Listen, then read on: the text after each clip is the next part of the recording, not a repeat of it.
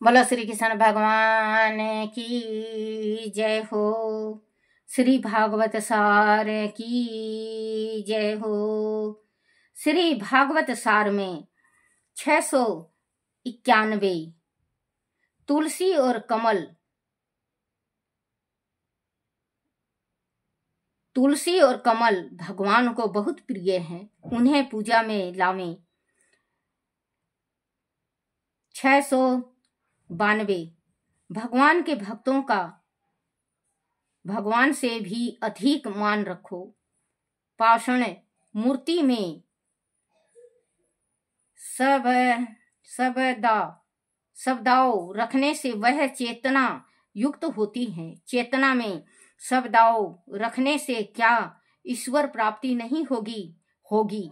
बच्चों, जैसे आप तस्वीर रखो, कागज का तस्वीर रखते हैं, तो तस्वीर से भगवान इतना साक्षित नहीं होते जितनी मूर्तियों से होता है। मूर्ति से भगवान स्वयं दर्शन देते हैं। भगवान का जो कृपा होता है तो मूर्ति से, अगर हम मुझे जैसे मूर्ति ले आए अष्ट धातु की या चांदी की, सोने की, किसी चीज की भी, और उसकी हम पूजा कर रहे हैं, 12 साल में वो जो भी भक्त हैं उसको दर्शन देने लगेंगे। आप बना के और पूजा करके देखो, लेकिन मन से। ये नहीं कि दादी ने कहा है या और किसी ने कहा है मैं तो बना के पूजा कर रहा हूं, अभी तक दर्शन नहीं हुआ, अभी तक थोड़ी ना होंगे। वैसे नहीं, भगवान को हे प्रभु आप जरूर एक ना एक दिन दर्शन दोगे, आपको दर्शन देना है, आप ही दर्शन दोगे, जरूर भगवान दर्शन देंगे। ये लड्डू गोपाल हैं, लड्डू गोपाल पीतल के हैं, अगर सोचो तो बच्चों पीतल के हैं, लेकिन हम भक्ति करते हैं ना अपने बच्चों जैसे, अपने भाई जैसे। जिस हिसाब से भी कोई पूजा करता है उसी हिसाब से इंसान उसको मानता है। आप भक्ति करके देखो। भगवान के भक्तों से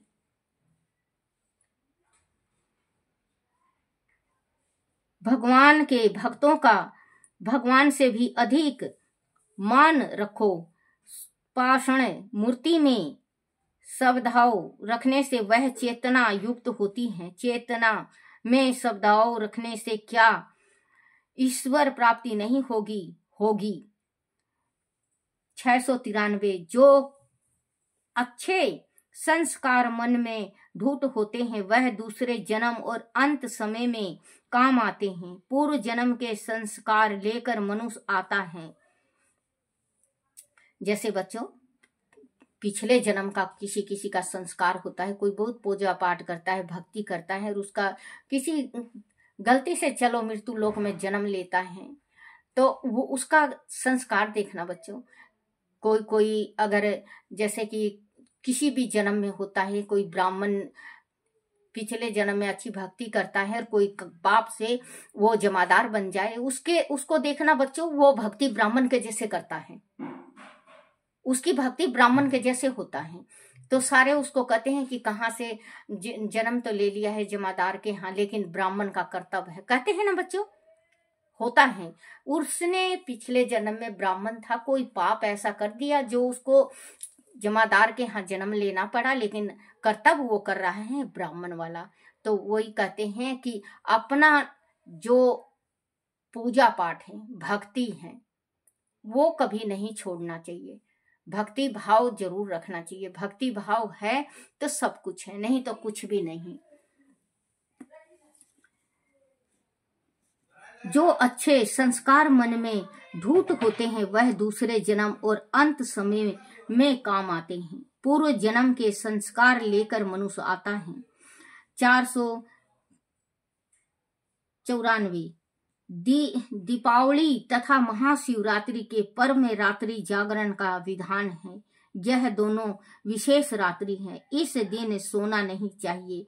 बच्चों, दिवाली का रात में खैर कोई नहीं सोता, दिवाली के रात में तो एक दिवाली का रात होता है, एक शिवरात्रि होती है, शिव जी की रात्रि, शिवरात्रि, और एक दीपावली, एक शिवरात्रि। इसको रात को सोना नहीं चाहिए, जागरण करना चाहिए। अगर वैसे भी ज्यादा नहीं तो 12 साढ़े 12 बजे तक जागृत रहना चाहिए। 12:30 बजे के बाद आप सो जाओ, क्योंकि 12:30 बजे के बाद दूसरा दिन आ जाता है, 12 बजे ही आ जाता है दूसरा दिन। दोनों विशेष रात्रि हैं। दीपावली तथा शिवरात्रि के पर्व में रात्रि जागरण का विधान है। यह दोनों विशेष रात्रि हैं। इस दिन सोना नहीं चाहिए। 695 साधु ब्राह्मण आते हैं। वह सदा भाव से आते हैं। उनका अनादर मत करो। 696 पुष्प में लक्ष्मी निवास करती है। प्रभु पुण्य अर्पण से प्रसन्न पुष्प में लक्ष्मी निवास करती है। प्रभु पुष्प अर्पण से प्रसन्न होते हैं।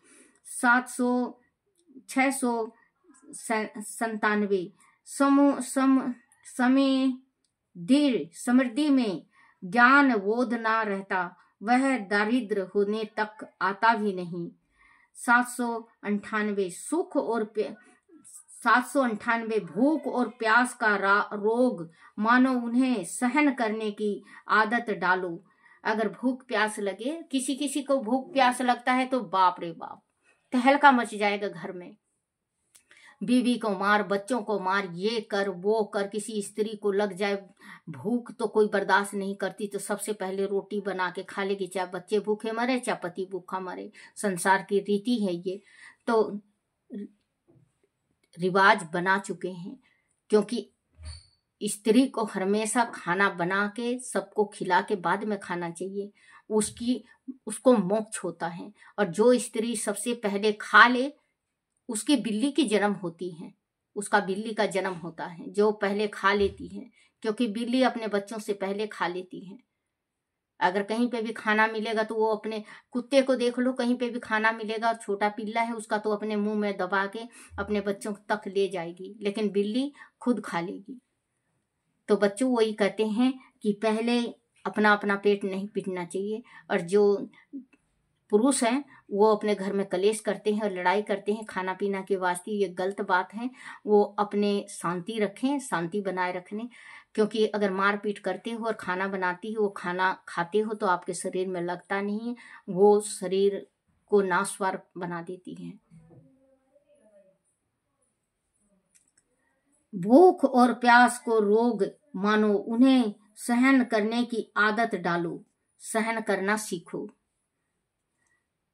699 निंद्रा रूपनी विष पान करोगे तो अमृत मिलेगा। निंद्रा रूपी विष पान करोगे तो अमृत मिलेगा।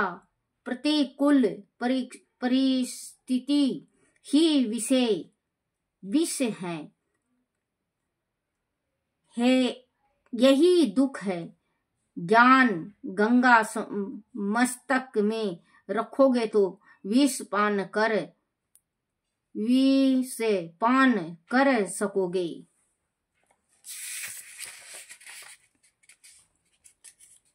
700 दूसरों को सुखी करने के लिए स्वयं दुख सहन करे, वह शिव है। स्वयं को सुखी रखने के लिए दूसरों को दुख देने वाला संसारी जीव है। 701 निंद्रा पर ध्यान मत दो, देश करने वाला को भी याद मत रखो। पेट में गांठ मत रखो। बोलो श्री कृष्ण भगवान की जय हो। श्री कृष्ण गोविंद हरे मुरारी, हे नाथ नारायण वासुदेवाय, हे नाथ नारायण वासुदेवाय, हे नाथ नारायण वासुदेवाय। बोलो श्री कृष्ण भगवान की जय हो। बोलो हरिवंश पुराण की जय हो। हरिवंश पुराण में कृष्ण और विचक्र का युद्ध। उस युद्ध में श्री कृष्ण महापराक्रमी असुर विचक से भिड़े और प्रथम किस्त में बलराम हंस के साथ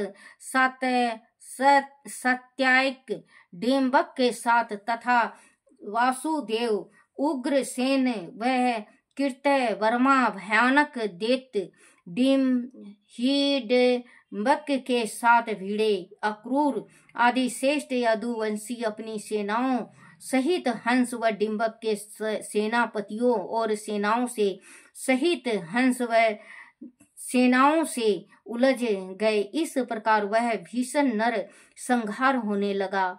कृष्ण बोलो श्री कृष्ण भगवान की जय। विचक्र वध। कृष्ण ने विचक्र को 73 बाणों से बिंधा। विचक्र ने भी कान तक खींच कर छोड़े गए।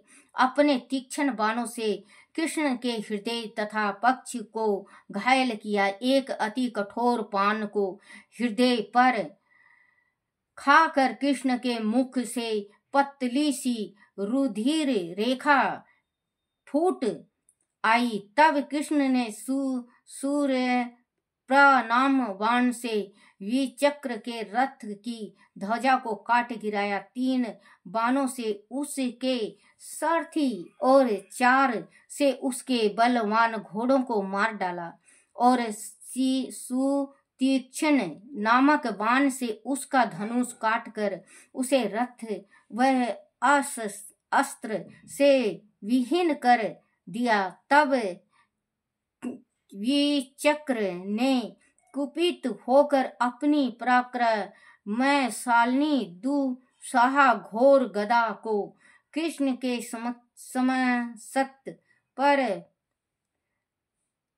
कृष्ण के मस्तक पर फेंक मारा। कृष्ण गदा से आहत हुए। तभी विचक्र ने एक विशाल शिला उठाकर कृष्ण पर फेंकी। तब तक संभल चुके कृष्ण ने शिला को मार्ग ही में पकड़कर पुनः विचक्र पर दे मारा। विचक्र लड़खड़ा कर गिरा।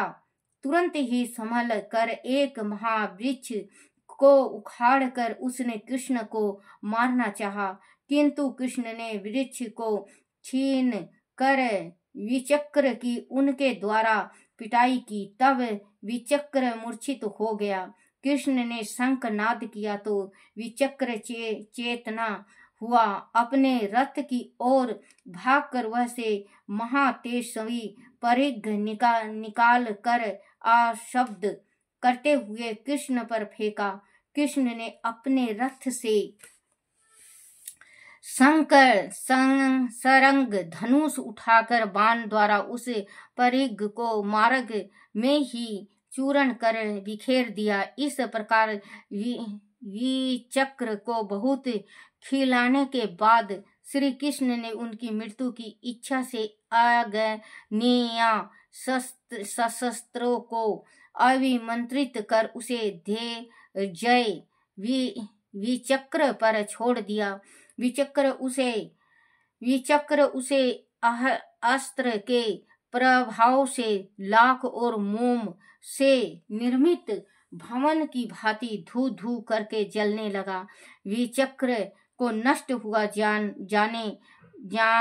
उनके दैत्य सैनिक प्राण रक्षक के लिए समुद्र की ओर भागे और आज तक लौट कर नहीं आए। वह तो डूब मरे या समुद्री जलचरों द्वारा खा लिए गए। वह प्राणों के भय से अब तक वही छिपे हुए हैं। बोलो श्री कृष्ण भगवान की जय। श्री कृष्ण गोविंद हरे मुरारी, हे नाथ नारायण वासुदेवाय, हे नाथ नारायण वासुदेवाय, हे नाथ नारायण वासुदेवाय। श्री कृष्ण गोविंद हरे मुरारी, हे नाथ नारायण वासुदेवाय, हे नाथ नारायण वासुदेवाय, हे नाथ नारायण वासुदेवाय। बोलो श्री कृष्ण भगवान की जय हो। अपने अपने माता पिता की जय हो। अपने अपने गुरुदेव महाराज की जय हो।